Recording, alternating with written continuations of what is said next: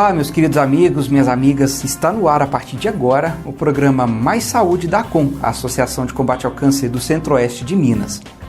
Nesse nosso encontro de hoje, o nosso convidado é o Dr. Deni Veloso, ele é um médico urologista, aqui da ACOM inclusive, e ele vai falar sobre o Novembro Azul. Fechamos hoje, nesse último final de semana de outubro, o Outubro Rosa. Hoje tivemos uma caminhada maravilhosa.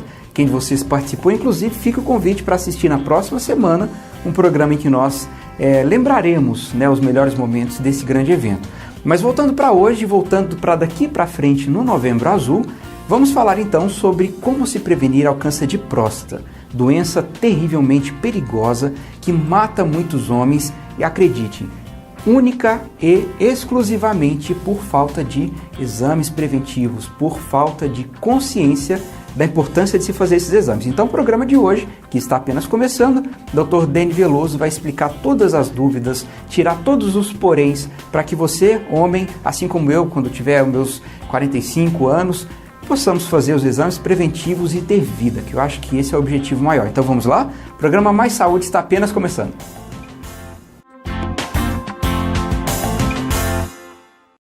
Bom, é o nosso bate-papo de hoje com o Dr. Deni Veloso, que já está aqui ao meu lado, um convidado especial do programa Mais Saúde.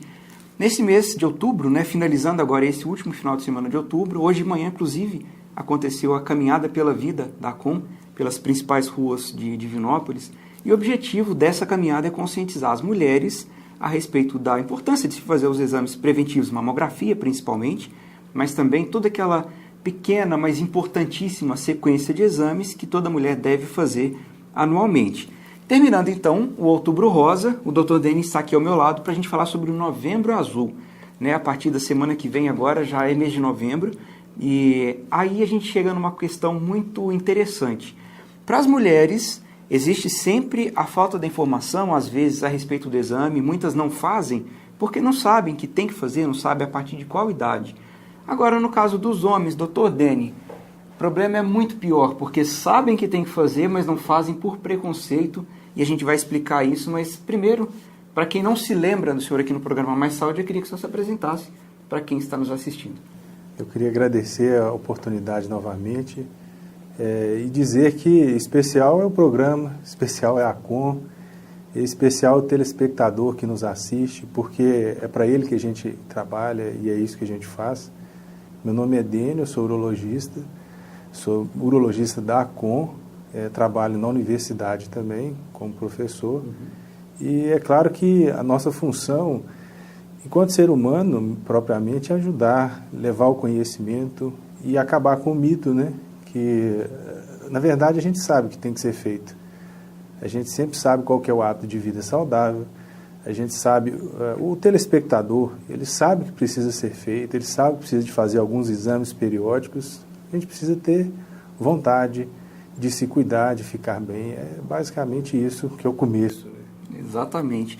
E falando-se em câncer de próstata, o que é a doença? Porque muitos homens sabem que todo homem tem a próstata, mas não sabem necessariamente para que ela serve a princípio. Vamos nessa sequência, para que serve a próstata no homem? É interessante, a próstata, ela é uma glândula, ela faz parte do corpo masculino, faz parte do trato genital e urinário. A próstata produz a maior parte do líquido seminal, então no momento da ejaculação, aquele líquido, o líquido seminal, quem produz em torno de 80% desse líquido é a próstata, então ele é importante na reprodução humana, na reprodução masculina. Mas algumas vezes adoece, como adoece qualquer órgão de nosso corpo. E uma dessas doenças é o câncer, que na verdade o telespectador precisa saber isso. Nós não vamos tirar a próstata de todo mundo, mas a gente tem que prevenir, a gente tem que cuidar para que, havendo alguma doença da próstata, a gente possa tratar com precocidade, com chance de opções várias de cura, E, além do câncer, existem outras doenças, Você fala a respeito havendo alguma doença na próstata, Como você mesmo disse. É comum acontecer alguma outra questão que também tem algum sintoma ou não, e que é uma doença igualmente séria ou não tão séria como o câncer? A doença mais séria em termos de preocupação realmente é o câncer de próstata. No entanto, é a doença mais silenciosa. As outras doenças, as outras doenças da próstata, elas se manifestam com algum tipo de sintoma, mais precocemente. Então, a dificuldade para urinar, o esforço para urinar, dor pélvica, são manifestações, algumas, de inflamação da próstata, de hiperplasia de próstata, que são duas das doenças mais comuns em relação à próstata. E que são benignas e que, frequentemente, quando iniciam, vão levar aquele paciente à procura do atendimento. O câncer de próstata é o contrário, ele não vai levar ao atendimento, não vai motivar uma consulta. Então é por isso que são necessários exames periódicos de saúde, dentre eles o exame de próstata, que é fundamental. Quando você fala que não vão levar a um atendimento, é porque a pessoa nem sabe que tem alguma alteração, não tem dor, não tem sintoma, não tem nada. Exato, ele não tem sintoma, não tem queixa, não tem incômodo, e tem um segunda a sexta, tem que trabalhar, é o arrimo de família em grandes proporções, então, e o homem frequentemente não se cuida. A gente sabe que o homem, ele quer trabalhar, ele quer cuidar da família, ele quer prover o lar, mas ele não se cuida. Ele tem que parar um pouquinho e lembrar um pouco lembrar mais, da né? máquina. Doutor Deni, algumas pessoas dizem, e isso é comum a gente ver até em alguns casos, por exemplo, em prostatite, algumas doenças da próstata, que, por exemplo, andar a cavalo, bicicleta, ou alguns esportes, alguma coisa que, por exemplo, a bicicleta, né, que você senta e tem ali um impacto grande, né, na região da próstata, enfim.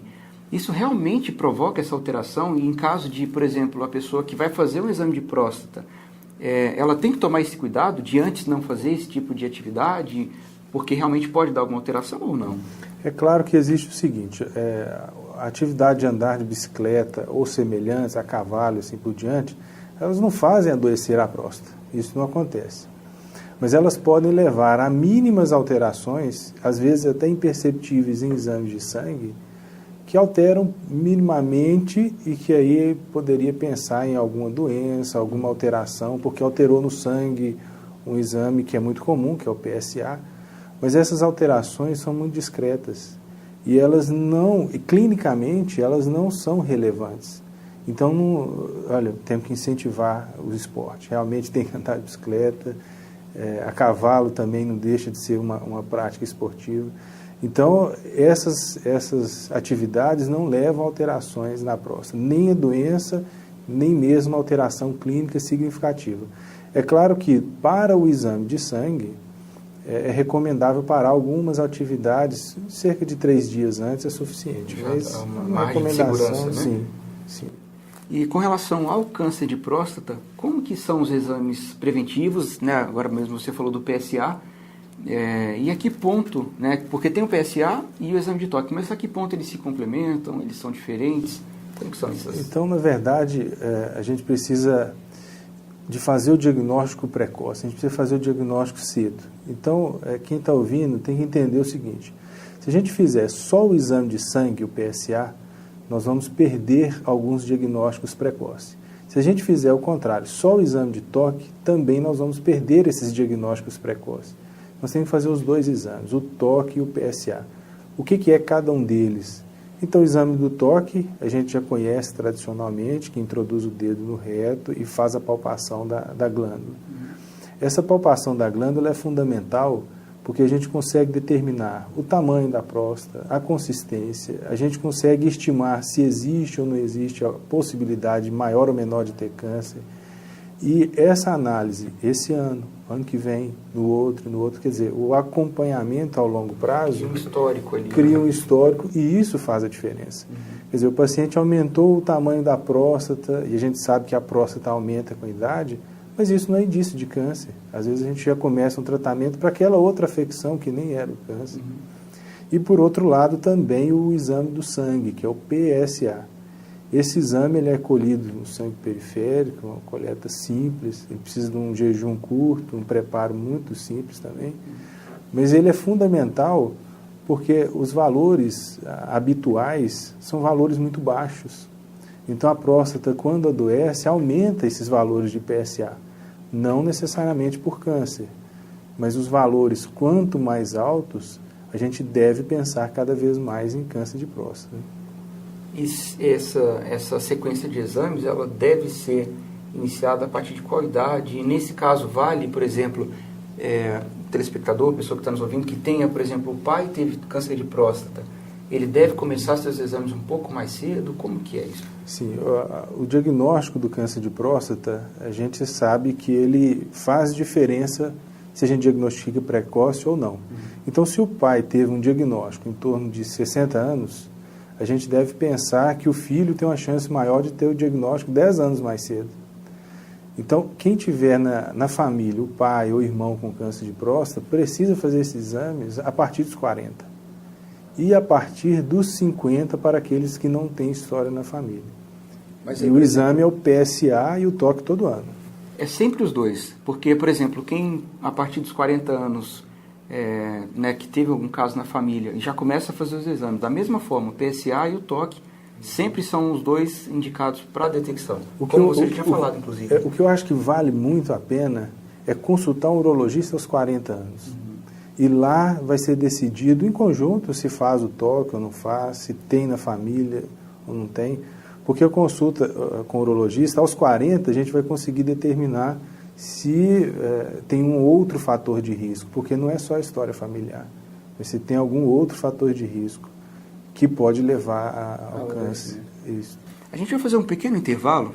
Na volta tem outras dúvidas, inclusive eu gostaria de saber a respeito até de outras doenças que são muito comuns, né? Assim, quais são as principais queixas no consultório, o que mais acontece e como evitar. Afinal de contas, nós sempre que a gente tem um urologista aqui conosco no programa Mais Saúde, então vamos aproveitar a sua presença para esclarecer tanto do câncer quanto as outras doenças mais comuns. O programa Mais Saúde, você sabe, é da ACOM contra o câncer pela vida. Não saia daí que a gente volta, um minutinho só. Há pouco tempo atrás, parecia um sonho. Eu estava lá. Hoje, o centro de diagnóstico já está se transformando numa realidade. Com o centro, o início do tratamento ganhará agilidade, aumentando a sua eficácia. Esta conquista no combate ao câncer está sendo viabilizada graças a uma grande rede de apoio e a parceria com o Centro-Oeste CAP. Essa é uma conquista da solidariedade. A ACOM, sua doação faz tudo acontecer.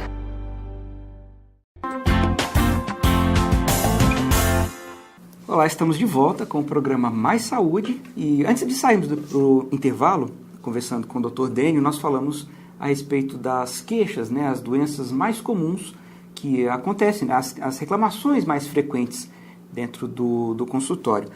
Dr. Dênio, além do câncer de próstata, que é uma questão muito séria, existem várias outras doenças, né, que acontecem com a próstata, infecções urinárias. O que é mais comum acontecer dentro do consultório nesse sentido?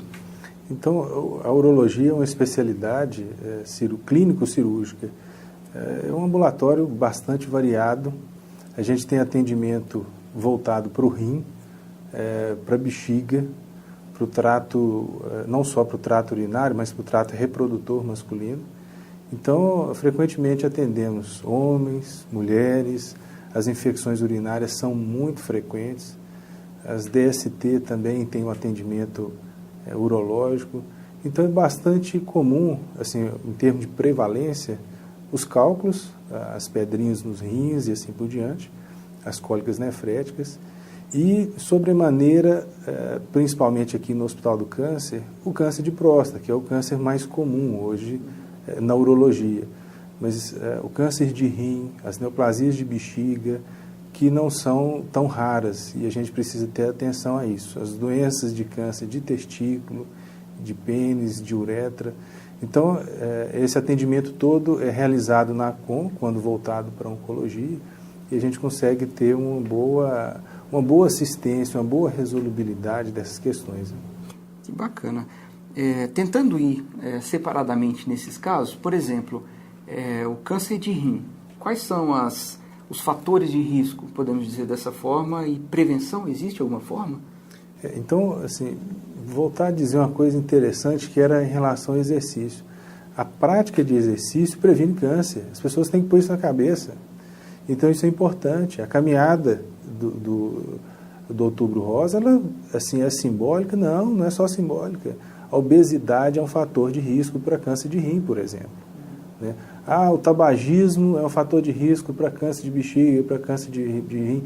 Isso todo mundo sabe. É aquelas coisas que a gente fala e todo mundo sabe. O cigarro, na verdade, né, a gente sabe que do lábio até o intestino, ele é um grande mal, né? Mas as outras coisas de hábito de vida saudável, especialmente o exercício físico, manter uma boa saúde corporal, de uma maneira geral, é importante. Então, até a obesidade é fator de risco para o câncer de rim. O câncer de rim ela acontece numa frequência de 7 a 10 casos a cada 100 mil habitantes por ano. Não é um número pequeno. E é extremamente grave, é extremamente letal, e precisa ser tratado precocemente. O câncer de bexiga já é mais frequente, o fator de risco mais comum, que são os fumígeros, cigarros e assim por diante. Então, esses são os grandes fatores. O câncer de testículo ele ocorre no homem adulto, jovem, não tem uma manifestação específica, até o jovem palpar um nódulo, um caroço, uma massa no testículo, e aí ser investigado com alguns exames, né? E ainda com relação ao rim, por exemplo, pedra nos rins. Muitas pessoas falam que está associado a baixa ingestão de líquido, por exemplo, ou alta ingestão de líquido, que tem ali, por exemplo, regiões com muito calcário, minérios, enfim. Tem alguma relação, de fato, com o surgimento de cálculos renais, pedra nos rins, com essas características do ambiente? Sim, é claro que não tem para onde correr em Minas Gerais. Minas Gerais ela está em uma região kárstica, toda Minas Gerais, então tem uma água que é melhor, a outra não. Toda Minas Gerais a gente tem uma água com um pouco mais... A região é kárstica, então tem mais calcário e tudo. Mas isso não é o principal fator. As pessoas bebem pouca água. E não é o tanto que bebe, é o tanto que urina. A gente precisa urinar 1,5 litro por dia, todos os dias. E tem que beber água e líquido suficiente para urinar isso. A diminuição da ingestão de sal, o aumento da ingestão de água. Então tem que beber mais água, comer menos carne, menos sal. Isso é ideal para evitar formar as pedras. É claro que tem na família, né? Tem gente que tem na família que é impressionante. A história familiar é importante, mas essas dicas principais valem para todos. E interessante, não vale tanto a quantidade que se ingere de água, mas a quantidade que a urina, né? Por exemplo, 1,5 litro de urina. Sim, porque nem tudo que você ingeriu acaba que não sai, né? Fica retido até para a hidratação do corpo. A gente perde muita água na fala, na transpiração, principalmente esse tempo agora com muito calor. Então a gente perde muito pelas fezes, perde na transpiração, perspiração. O paciente que tem uma febre, ele perde muito mais líquido, então tem uma chance maior de formar cálculos. Então tem que compensar isso. Tem que beber mais água e urinar 1,5 litro pelo menos. Né? E é engraçado que, eu vi isso essa semana inclusive, que para a hidratação mesmo, se você bebe direto 1 litro d'água, é quase que impossível, mas pode acontecer, ou se você vai, por exemplo, de golinho em golinho, toma um golinho de água, dá ali 15 minutos, toma mais um, dá 15 minutos, toma mais um, essa também é uma forma de hidratação eficaz. Sim, sim. O que ocorre é que quem não bebe água, não bebe nada. Então, a capacidade nossa de ingerir muita água num momento único, ela é limitada mesmo. Se vai tomar um refrigerante, a pessoa bebe quase 1 litro, mas se vai beber água, a pessoa bebe em torno de 500 ml e já quando para. Muito, né? Quando muito, né? Então, o ideal é manter essa frequência. Né? Uma coisa que ajuda para evitar cálculos é a ingestão de suco de laranja, de limão, de abacaxi. Interessante. Essas frutas espremidas na hora, elas têm um ácido cítrico que tem uma biodisponibilidade, quer dizer, elas saem no organismo melhor do que se você tomar um remédio com citrato, por exemplo. Então, o suco de laranja, o suco de limão, abacaxi, essas frutas azedas, elas podem adoçar adequadamente, como a gosto, né? Mas elas, na hora, elas são bem saudáveis para evitar a formação de cálculo. Muito interessante. Inclusive, né, falando de refrigerante, né, que bebe 1 litro lá, o suco é infinitamente mais saudável, né? Se puder optar pelo suco, de fato, a água, né, também é importante, mas o suco é muito melhor do que o refrigerante. Eles nos trazem outros benefícios que, assim, se a gente pode trazer aqui uma banca de médicos, cada um vai citar uns 10.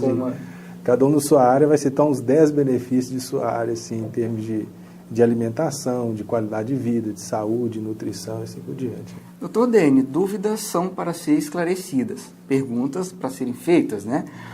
Mas brincadeiras à parte, muita gente vai gostar disso agora. A cerveja, porque é muito comum, você vê as pessoas bebem, dá ali 3 horas, não, 3 horas que nada, né? Dá ali 1 hora ou meia hora, foi ao banheiro a primeira vez, já era, agora vai de tempos em tempos, porque parece que acontece uma circulação muito grande de líquidos, né, dentro do organismo. O que a gente pode dizer sobre isso? Realmente acelera e isso vai embora só a cerveja ou leva junto a hidratação do corpo? Como que funciona o álcool nesse sentido no organismo? O álcool, em especial a cerveja, ele tem um efeito diurético.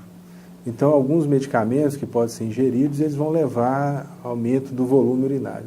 Mas a cerveja em especial, e a gente, assim, o brasileiro gosta muito dessa cerveja, nossa, mas tem um problema, eu vou tomar cerveja para não ter cálculo, porque vai urinar mais. Mas isso não é verdade. Depois de beber a cerveja, depois de urinar mais, que é o efeito diurético, por isso acaba urinando com tanta frequência, o paciente vai desidratar, porque ele vai continuar urinando sem ter aquele teor de água do organismo, que o organismo já ia parar se não tivesse. Mas ele continua urinando, então ele não hidrata, não. Ele desidrata depois dessa ingestão maior de cerveja. Ok, eu estou vendo ali que o nosso tempo está terminando, mas eu tenho mais uma pergunta para te fazer. Você falou a respeito das DSTs, né, que a gente fala sempre aqui no programa Mais Saúde, inclusive falamos durante todo esse mês de outubro a respeito do HPV, né, para o câncer de colo uterino. Quais são os sintomas dessas doenças no homem agora, já que a gente está falando de Novembro Azul, quais são as mais frequentes? O HPV, só ressaltar isso, que é fundamental, o HPV também é risco de câncer de pênis e ele tem que ser bem avaliado. E muitas vezes cresce uma pequena verruga, uma outra pequena verruga, o homem não dá tanta importância, aquilo tem que crescer para chamar a atenção, uma verruga grande, e aí vai procurar o atendimento para tratar aquela DST, que é uma verruga, que é o HPV. Não é só essa, a DST, existem outras, né? A sífilis, hoje, na nossa região, a sífilis realmente está muito frequente, né? Então, as pessoas não estão se protegendo tanto quanto deveria. Nós não estamos nem falando de HIV, nós estamos falando de doenças que era já para ter diminuído muito a frequência, sífilis, donovanose, o próprio HPV.